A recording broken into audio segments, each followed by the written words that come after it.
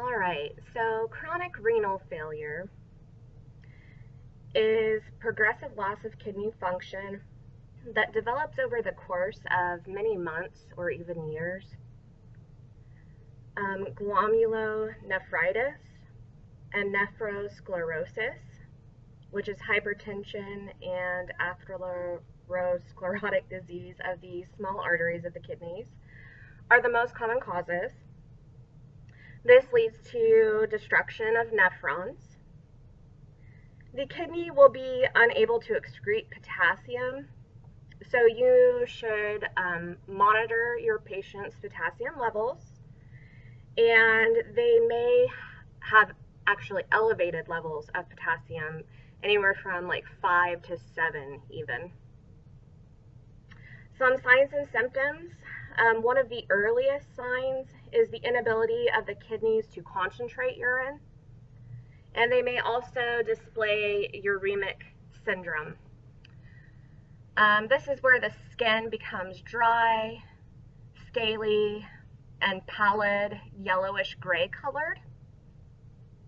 Uremic frost is actually a late sign.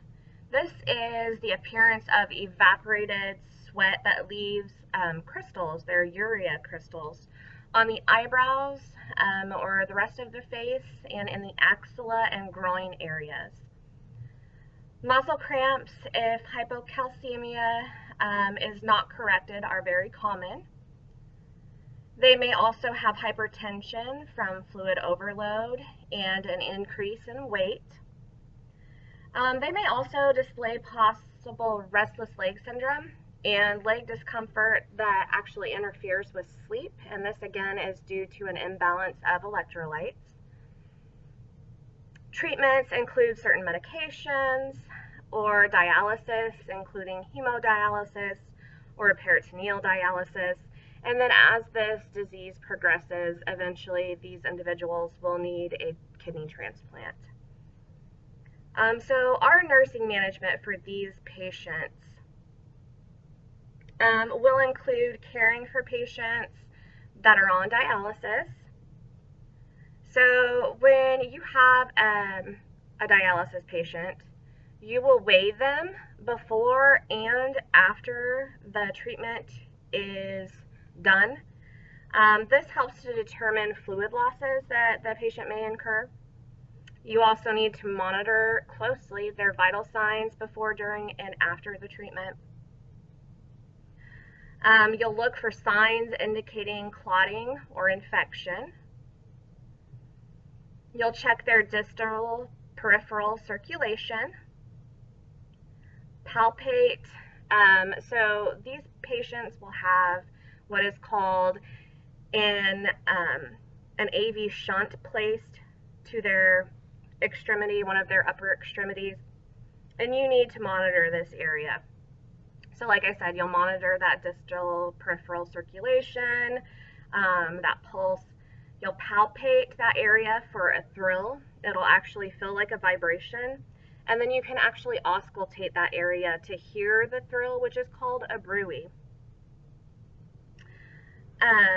After they have that AV shunt placed, after that procedure is done, you do need to make sure the extremity is elevated above the level of the heart for about 24 to 72 hours when the patient is at rest. This helps to decrease swelling to that area, which is very important for healing. And then also, when your patients are receiving dialysis, you do need to monitor for signs and symptoms of peritonitis. One of the earliest signs of peritonitis will be nausea and vomiting. It's important to note that if your patient is going in for hemodialysis, a lot of these patients will most likely be on hypertensive medications because that is a side effect of chronic kidney disease. However, the morning of dialysis, they need to hold their antihypertensive medications because it can actually cause severe hypotension because of the fluid losses, and then if you add that antihypertensive medication on top of that, that could really cause your patient's blood pressure to bottom out. You also need to hold any nitroglycerin patches, digitalis, and any anticoagulants. So an alternative therapy from hemodialysis is peritoneal dialysis. This can be done in the patient's home. The advantages is that it's initiated more quickly than hemodialysis. Anticoagulants are not necessary. The maturation of the access site and cannulization of blood vessels is not required. So that area, they have a port in their abdomen. It heals quicker, and then we don't have to actually cannulize any blood vessels for this procedure. It actually causes less stress on the cardiovascular system due to the fluid exchange occurring more slowly. So a lot of patients will be on peritoneal dialysis for a period of 10 to 12 hours while they're at home. Continuous ambulatory peritoneal dialysis is also a self-dialysis that is continuous for 24 hours a day, 7 days a week.